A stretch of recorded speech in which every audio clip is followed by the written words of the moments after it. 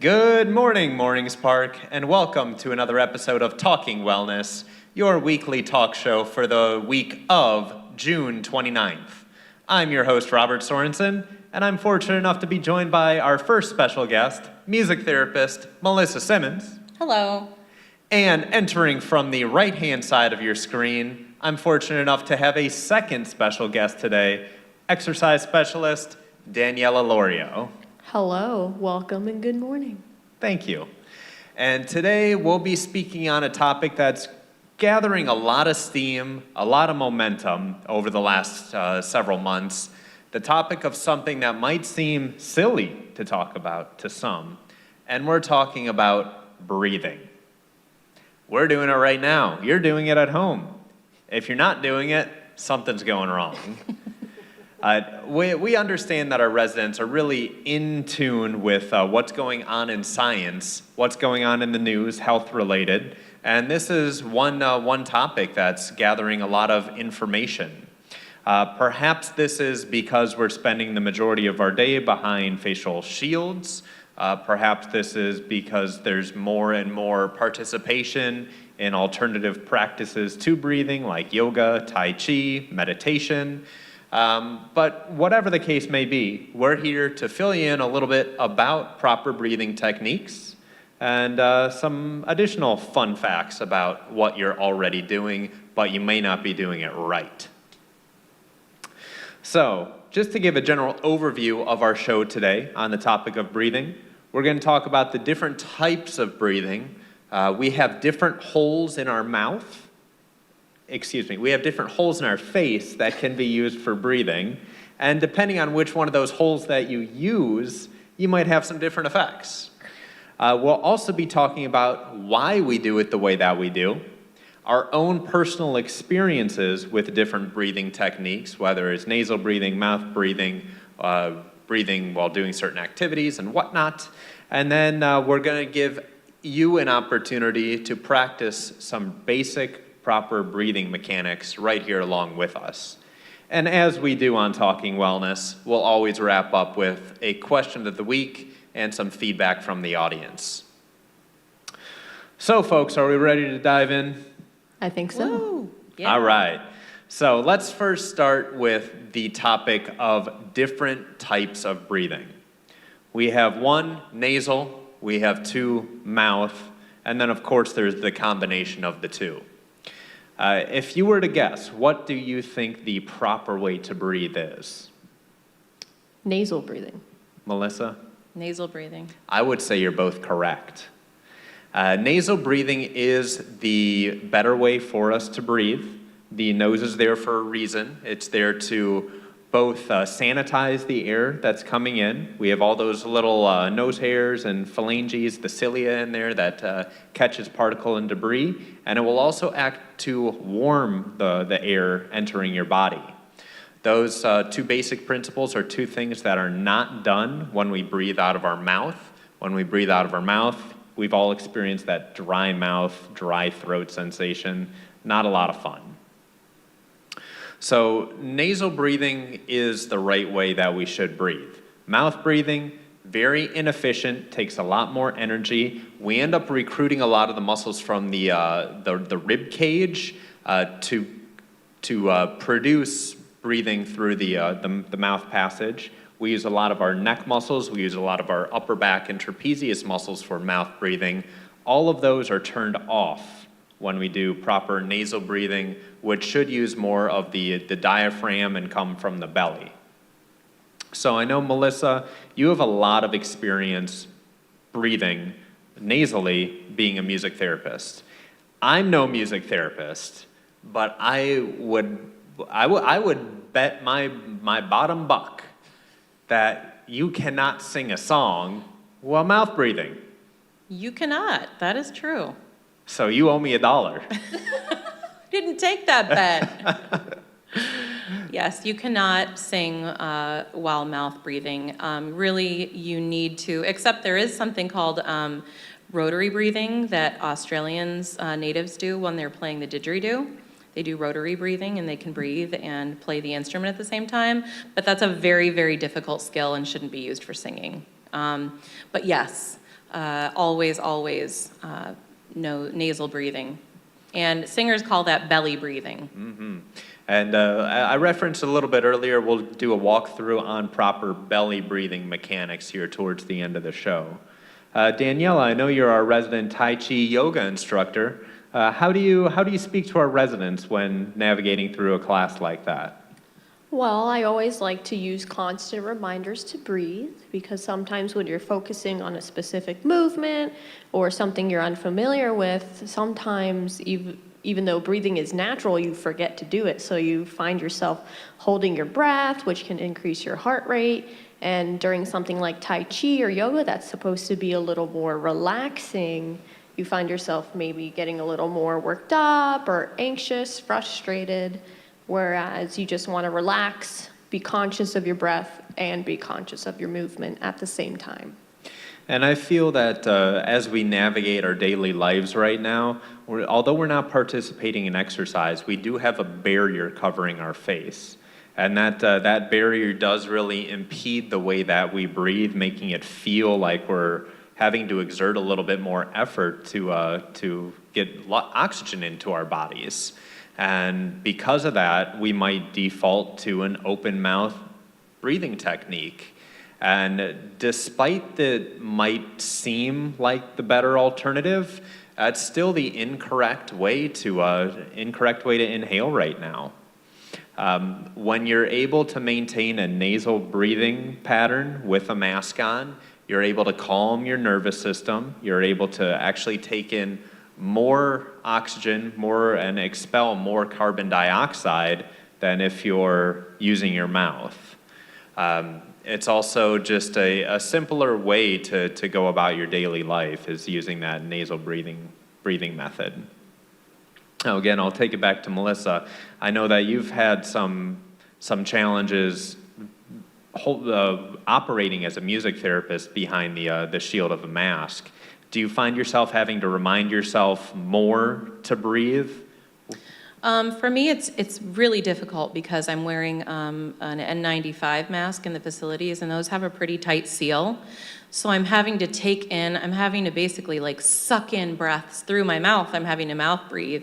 It's putting a lot of strain on my neck and shoulders, just because the pressure of the mask, you have to pull on the air harder to get those breaths in. The other struggle that I'm having with the masks are that I'm having to sing louder and harder because people can't hear as well because your voice is muffled. And then I have people who are hard of hearing and are used to lip reading, and now your face is covered and they can't lip read. So there are a lot of challenges. You have to be very conscious of the way you're breathing behind a mask. If you aren't singing, which I think probably most of you are not, you probably don't have the problem with mouth breathing and neck tension, but being conscious of your breath is really important right now. Now, there can be some reasons why our residents still do experience that neck tension, that recruitment of additional muscles to breathe out of their mouth, because we have transitioned so far as a human culture into more of a mouth breathing culture from a nasal breathing culture.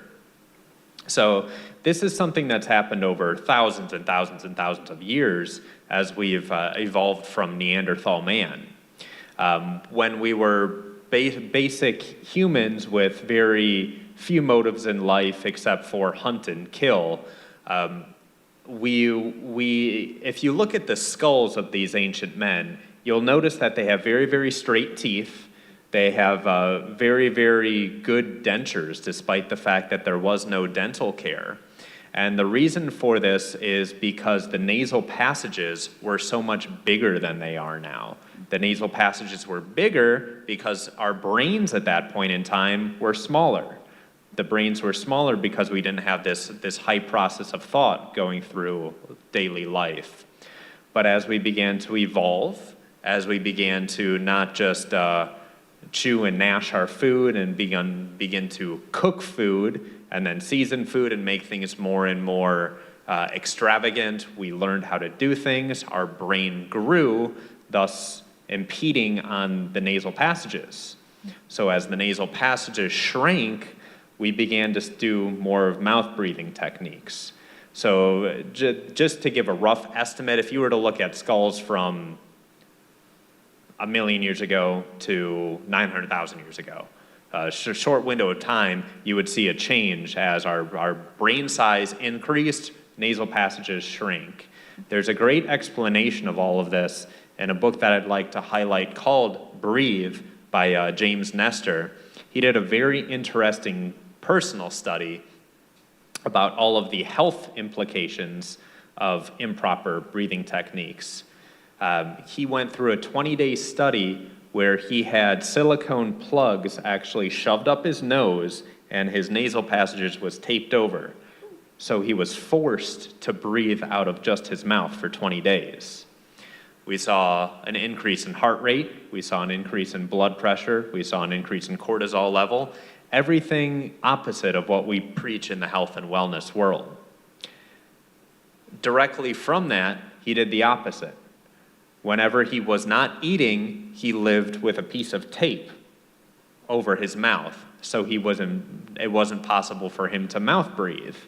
And what would you expect? All of those numbers would go back the other way.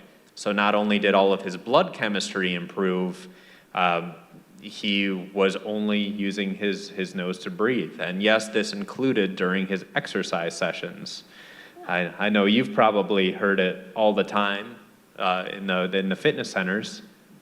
I can't breathe. How do you exercise? I've got with this mask on. Yeah, I've definitely heard that one a lot. Sometimes I just even suggest to people, take the mask down to just cover your mouth while you're exercising and breathe in and out through your nose. And that seems to help a lot. Yeah, I think as long as you still have that barrier in front of you, as long as you can quickly pull it up if somebody happens to be nearby, especially if you're out walking around in the community, just a slight opening of the nasal passages as long as you're in full seclusion from other people. I think that's a good recommendation. Now, there's other reasons why we might face some challenges using nasal breathing. I know there's tons of different nasal obstructions or side effects, whether it be nasal polyps or sinus infections, that sort of thing. And those are all ways in which we can default back again towards mouth breathing. I lost my train of thought there. Other things that can also contribute to that are specific diseases. So you have restrictive diseases, which can affect the volume in your lungs, versus obstructive diseases, where volumes are normal, but your flow rate is impeded as well. So things like COPD, things of that nature can affect your breathing as well. Yeah, and I know for COPD, the physicians typically encourage you to do that pursed lip breathing. And what that pursed lip breathing does is allows you to absorb more of that oxygen in and out through the mouth. Melissa, do you have anything to add about other issues with the ear and throat chambers? Well, this is kind of a little bit off, but one thing I keep thinking back to when we talk about breathing is when you're in labor. There's a reason that they have breathing or Lamaze classes before you go into labor. It's because breathing is it's something you can focus on. It's something you can count when you're exercising. It's something that you can count when you're in labor. It helps bring oxygen to your brain. It's extremely important, so. In my personal research, there's actually studies that link intentional breathing. So when you pay attention to your breathing, instead of just breathing and not thinking about it, there's actually an activation in your brain and in your body associated with that. And so when you're paying more attention to it, your brain activates in specificity to that intention. And so that's how you can really focus on your heart rate, your blood pressure. You can see those changes when you pay attention to it. Like you said, Melissa, you can count your breath. Take 3 seconds in, 3 seconds out, or whatever you feel like doing. You'll really feel that difference compared to when you're just not thinking about it. Right, right. I know one of the main points that we've kind of navigated around discussing is a complication during sleep apnea, where we're now as a culture where such a high percentage of people have air being pressed or pushed through their throat as they sleep because they're going windows of certain amounts of windows of time without breathing at all. This is not something that if you even go back 50 years ago into the literature, that was very commonplace. So there's something to be said about what we are as a population also pushing us further away from that nasal breathing pattern and more towards a mouth breathing pattern. But with mouth breathing comes its side effects as well. Dry mouth, your gums can be affected, your teeth can be affected. Like you said, the structure of your skull can be affected over time. You definitely see changes like that with mouth breathing. Yeah, so if we can find any way to maintain that nasal breathing, you're gonna immediately eliminate the occurrence or the risk associated with so many different things. So if you were just to wake up tomorrow, granted, I know many people are not able to do it 100% of the day, but if you were to able to flip that switch and do only nasal breathing starting tomorrow, except when you did need to breathe out of your mouth when eating or brushing your teeth or something like that, you would immediately eliminate that risk of, or lower down the risk of gum disease.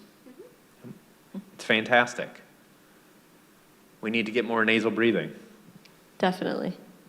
We need less mouth breathing. We're going to follow people around now and make sure that they're, from 6 feet away, we're going to follow and make sure they're breathing from their bellies and not their mouths. Yeah, we can't even see if people are practicing it. It's terrible. Everyone could just have that mouth agape behind the mask.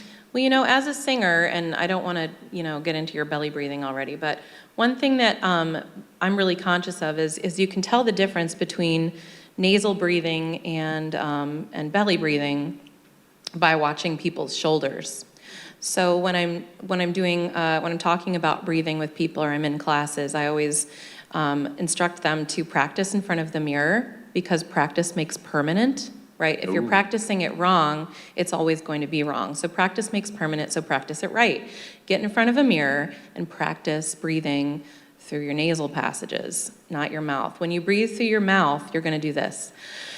Your chest is going to rise. So watch your chest and watch your shoulders. And that's a good indication, So if we really want to follow you around, make sure you're breathing right. We can do that from 6 feet away. We're going to watch your shoulders and your chest. That's right, Melissa. And posture plays a whole role into that as well when you're breathing. If you're hunched over and bent over, you're not giving your lungs the proper space to expand fully, even if you are belly breathing. So you're cutting yourself short of more oxygen that you could be getting per breath.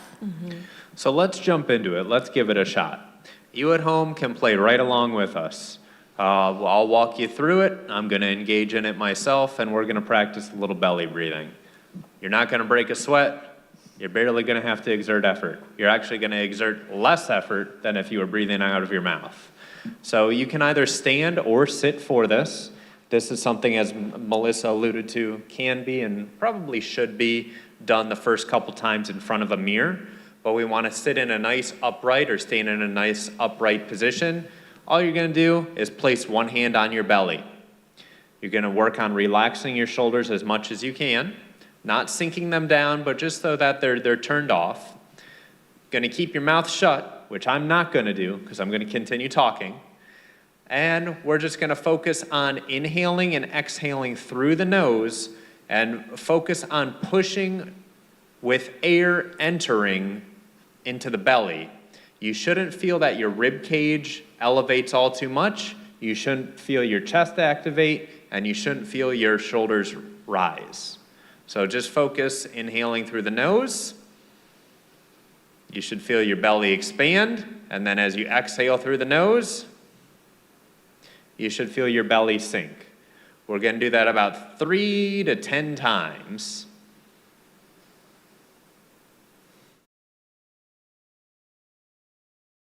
And I think as you're doing this at home, it feels different than traditional breathing.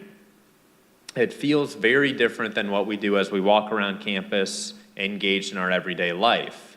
However, this again, it's something that's highlighted in that book by James Nestor, Breathe, the New Science of a Lost Art.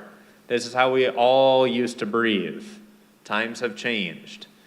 But if we were to continue to practice this, preferably in front of a mirror, several times a day, several times a week, it's going to become more autonomic when you do your exercise, when you engage socially. You're immediately going to resort down to this belly breathing, which again takes less energy, you're getting more oxygen, and you're relaxing the nervous system. And you have to remember with belly breathing, you're using your diaphragm, which is a muscle. If you don't use your muscles, they're not going to be strong, and they won't be able to perform the function that they're meant for properly. So the more you focus on using that diaphragm to breathe, you're strengthening that muscle and strengthening your breathing. And I think what many residents may not know is that the stronger diaphragm we have, that elevates up. As it elevates up and gets stronger, what's going to happen to the rest of us? Nice and tall, That's right. And we all know we love good posture around here. especially if you're short, 5'2", like me. I can take all the height I can get. And the more that we strengthen the diaphragm, the more that we increase posture, the more our lung capacity increases. We have benefits near and far. One of the things that you experience when you age is softening of the voice, and sometimes the voice also becomes more gravelly. But the power behind your voice is your breathing and your breath, and the power behind that is your diaphragm. So, you really need to be aware of your posture. And when you're doing this exercise, if you're sitting down, keeping your feet flat on the floor. I see a lot of people, especially in the group Kelly and I were doing, they try to sing with their legs crossed, and that's not good for your voice. It's not good for your breath. And one thing that helps me that I was taught, I studied classical voice, was to visualize a baby sleeping. And when you watch a baby sleep, they're not breathing with their chests. You watch their bellies rise and fall. That's how babies breathe. It's the most natural way to do it. So. Yeah, I think that's another great example.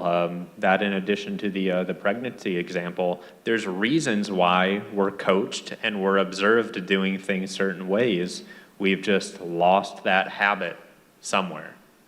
So we need to, although it seems completely backwards, I'll admit to that. The idea of practicing breathing just seems weird. Probably not from a musician's perspective, but just from the everyday person, you sitting at home, you might be looking at the screen right now wondering, why in the world is he telling me to breathe? I already know how to breathe. I'm X, Y, or Z, I'm never gonna change my ways. So let's transition into something fun. Let's do our question of the day. So I've already admitted practicing breathing seems a little bit out there, questionable, but it is definitely something that I've started to incorporate more into my daily life over the last, I'd say, year and a half or so. And I have noticed a significant improvement in how that practicing of breathing has related to athletic performance. Now, during certain routines or during certain bouts of exercise, I will practice going to a certain level of exertion while only breathing in through my nose. I can definitely relate to that. I ran cross country for 7 years, middle school through high school, and then even beyond that. And my method of breathing that I found to be the easiest was in through the nose, out through the mouth. Yep. If you can get a good solid belly breathing technique going, there's not an athlete out there that would argue that mouth breathing is the right way, especially Michael Phelps. Not a big mouth breather. Well, you really can't underwater. That's right. I was just going to say, I can only really think of one sport where you need to mouth breathe, and that's scuba diving. Water polo. Water Really? polo. Okay. Oh, do they have the plug on their nose or something? If you know a sport that requires mouth breathing, email us at morningsparkwellness@gmail.com. Educate us, folks. How about you two? Is there anything that you have thought was weird to practice? You eventually did practice it only to receive very positive results. I took a laughter yoga class one time, laughter yoga, and that was really strange when I first started because you really are just laughing. And I'm pretty inhibited. I was very nervous, and it made me really uncomfortable at first, but it was very relaxing. It helped me kind of let go of some of my inhibitions, and again, it was just very relaxing. It made me very comfortable, and it wasn't so crazy after I did a lot of it. I can't really think of a specific occurrence, but I think just letting go and not taking yourself so seriously, being silly, getting comfortable with being uncomfortable has definitely paid off. You're open to more opportunities. You're not afraid to get up in front of people or speak. Things like we're doing right now, talking wellness. Not everyone's really comfortable with public speaking, but the more you do it, the better you get at it, and the more confident you become overall. And I think both of those examples play really well into our topic of breathing. Laughter yoga seems a little outlandish. If you just said it to somebody on the street, you want to go to a laughter yoga class, you'd probably get the same response as if you said to somebody out on the street, hey, you want to practice breathing with me? Although both, very positive results. And as Daniela said, practice makes perfect. And Practice makes permanent. permanent, even more important. So now, even though you still might be behind a mask, we want to see everyone starting to practice their nasal breathing. If you need additional guidance on proper nasal breathing techniques, or maybe you're still not convinced that you need to get rolling on this topic, let us know. Come stop on by the wellness area. You can always email us. That's moringsparkwellness@gmail.com. We'll have some dialogue. We have some great books available. I'm working my way through a stack. These have all been donated by Mr. Jerry Coombs, all on the science of breathing. I know there's books about everything out there at this point in time, but these three have really been eye-opening. And if you've been current in the news, reading through the Wall Street Journal, New York Times, there's almost an article about breathing in there every week. And it certainly wouldn't be if it wasn't so important. Last words, last rites. Practice your belly and nasal breathing. You heard it here, folks. This has been your episode of Talking Wellness for the week of June 29th on the topic of breathing. Thank you for joining us. Again, I'm your host, Robert Sorensen. I'm Daniela Lorio, exercise specialist. Melissa Simmons, music therapist. Be well, Morings Park.